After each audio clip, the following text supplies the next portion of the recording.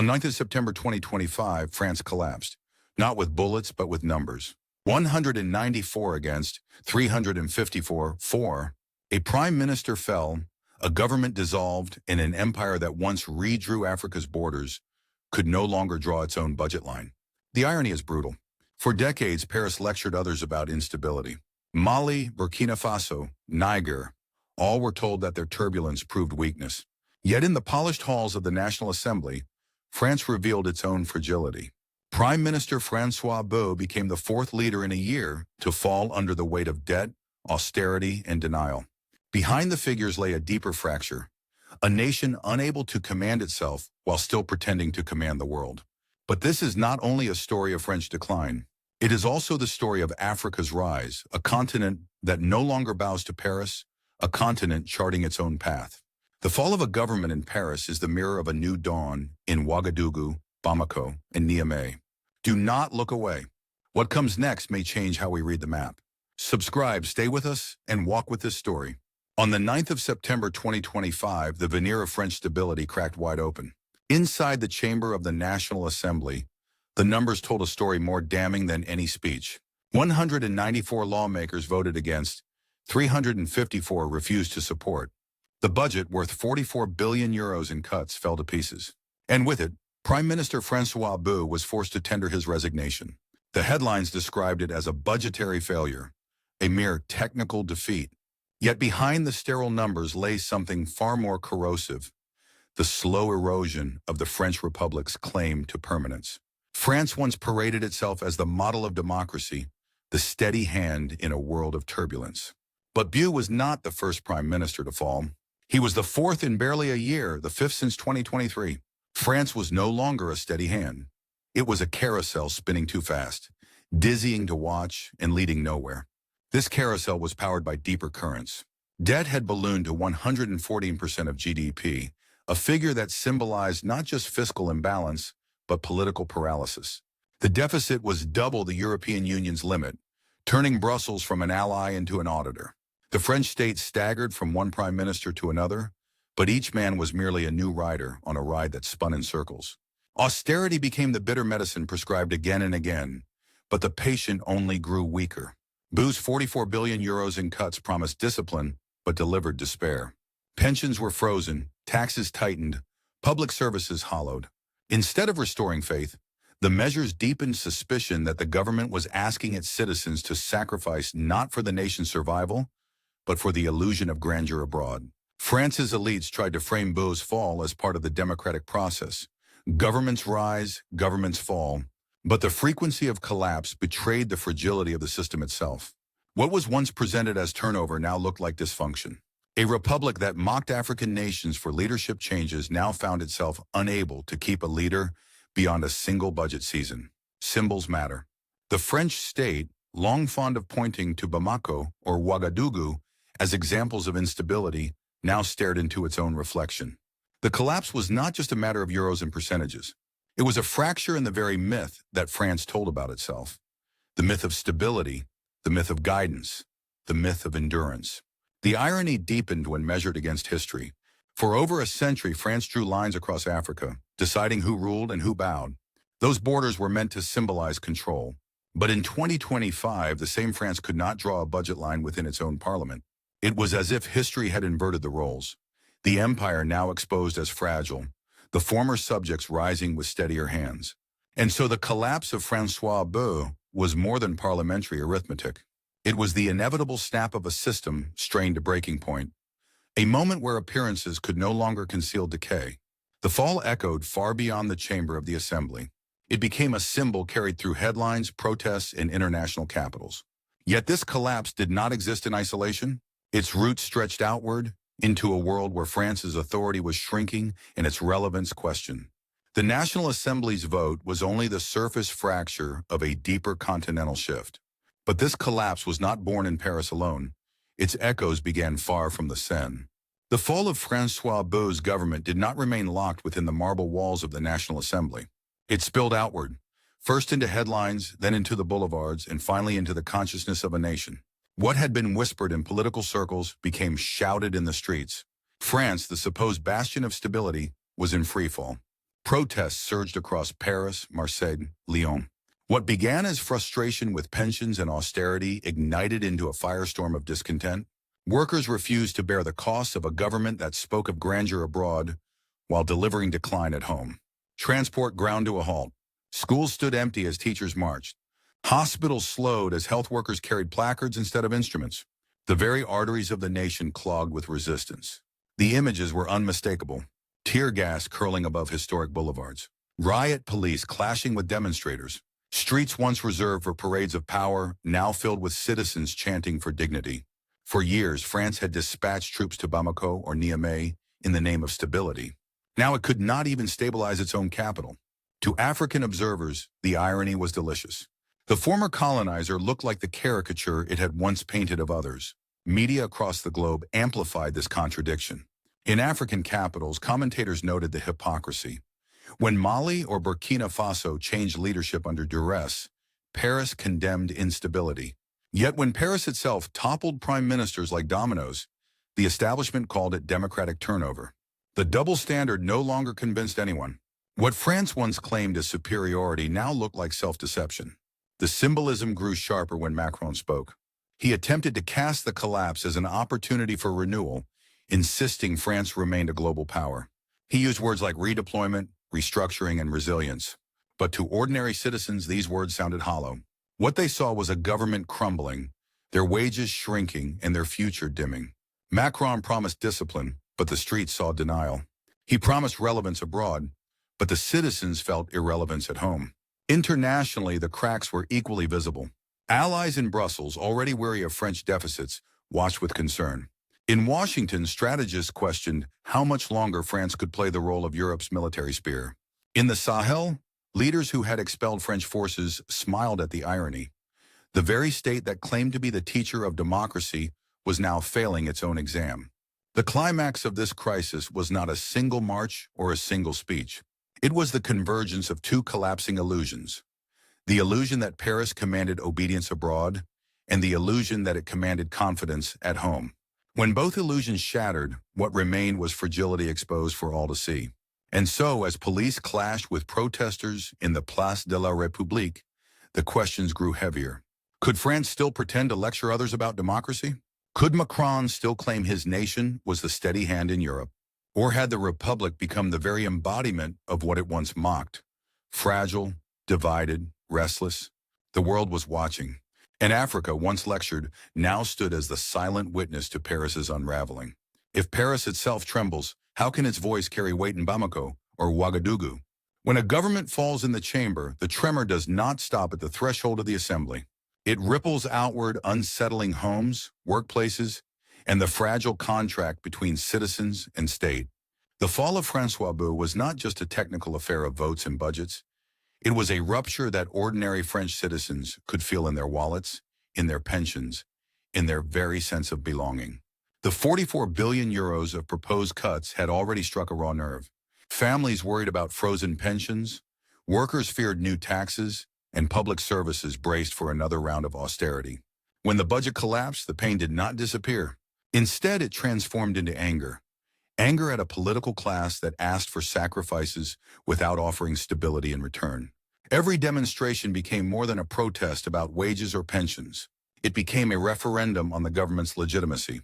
Citizens began to question whether their leaders had traded away the nation's dignity in exchange for the illusion of global prestige. For decades, French leaders told their people, endure the sacrifices because France must hold its place as a world power. But when Africa turned its back and France's global stature shrank, the sacrifices appeared meaningless. The betrayal felt intimate. Workers who had paid taxes for decades were told to tighten belts once more. Retirees who had built the republic were told their pensions could no longer be guaranteed. Families who had believed in the promise of a secure France now saw only instability. The collapse of the budget was not just financial, it was moral. It stripped away the story the state had told its citizens for generations. And here the mirror of Africa returned with piercing clarity. As France stumbled, Africa asserted itself. When Ibrahim Traoré Coup in Burkina Faso marked a rejection of French dominance, it sent more than a diplomatic shockwave. It became a symbol of dignity reclaimed. Ordinary Burkinabe looked to their leader and saw sovereignty. Ordinary French citizens looked to their government and saw fragility. The contrast could not be sharper. The irony deepened as French media attempted to downplay the scale of the collapse. Commentators spoke of political turnover, as though replacing prime ministers were a routine affair. Yet outside Paris, the perception was starkly different. To the citizens in the streets, turnover was not democracy, it was dysfunction. And to observers in Africa, it was proof that France had no moral high ground left. Economically, the consequences began to crystallize. Lost contracts in Africa meant diminished revenue for French firms. The end of military bases meant not only geopolitical retreat, but economic strain on defense industries. Energy partnerships shrank as Niger and Mali sought new allies. The losses abroad echoed at home, where austerity was used to plug holes that no longer could be filled.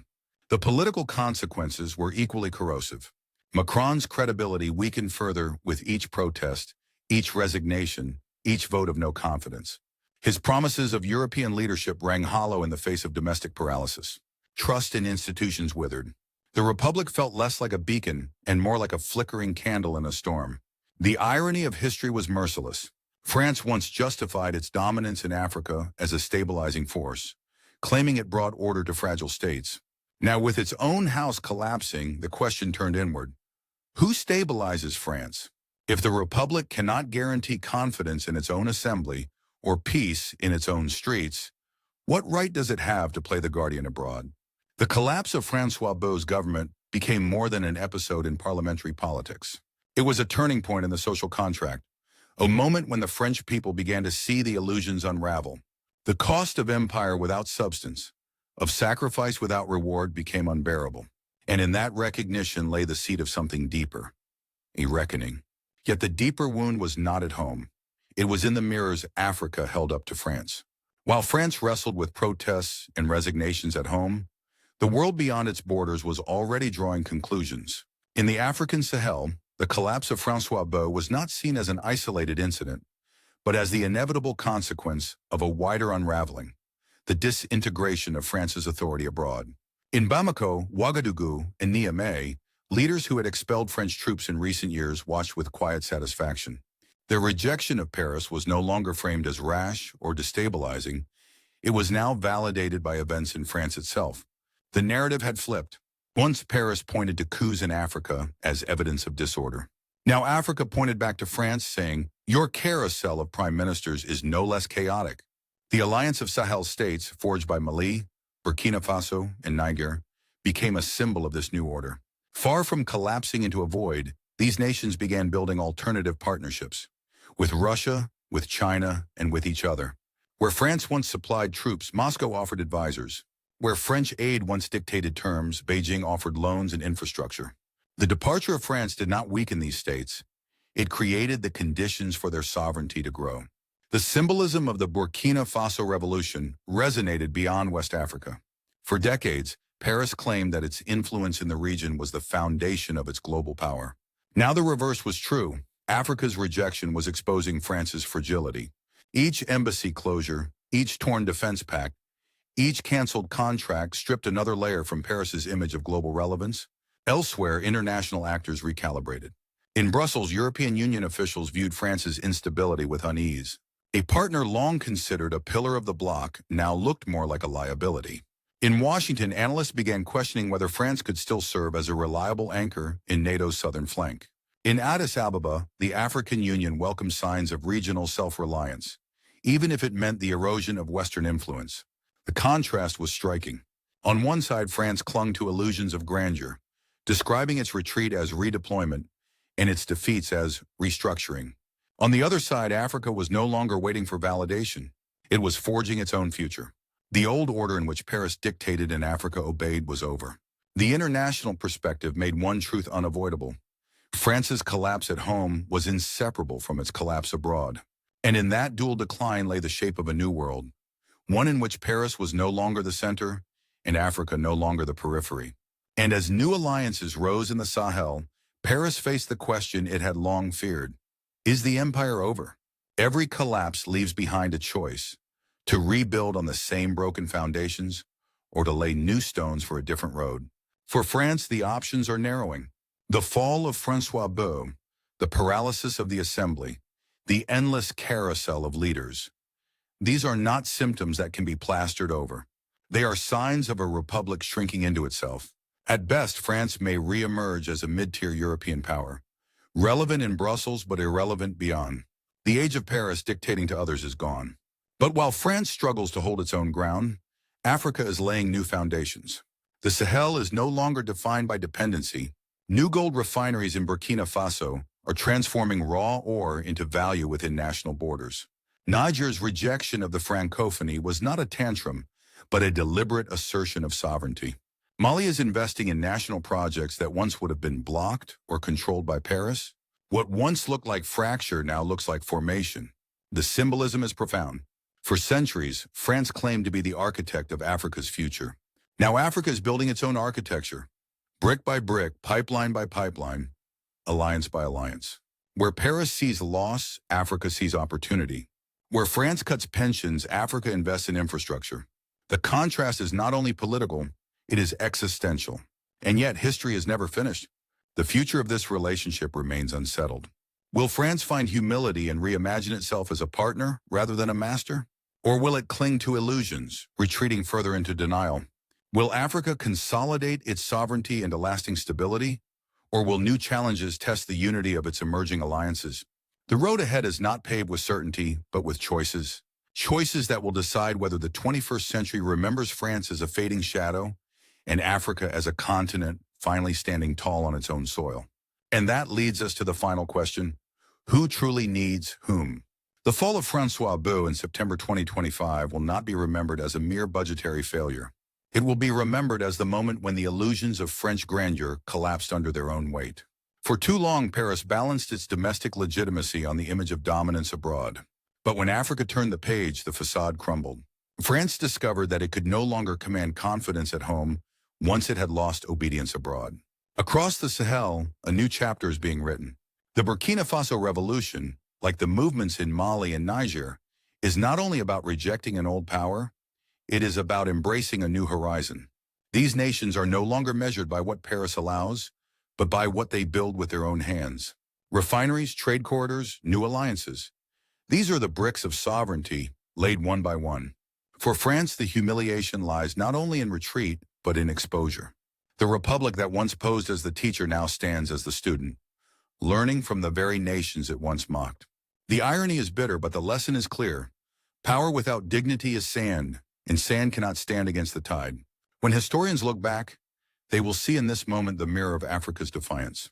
They will remember that the Ibrahim Traoré coup in Burkina Faso was not an isolated act of rebellion, but part of a wider movement that unseated illusions in Paris itself.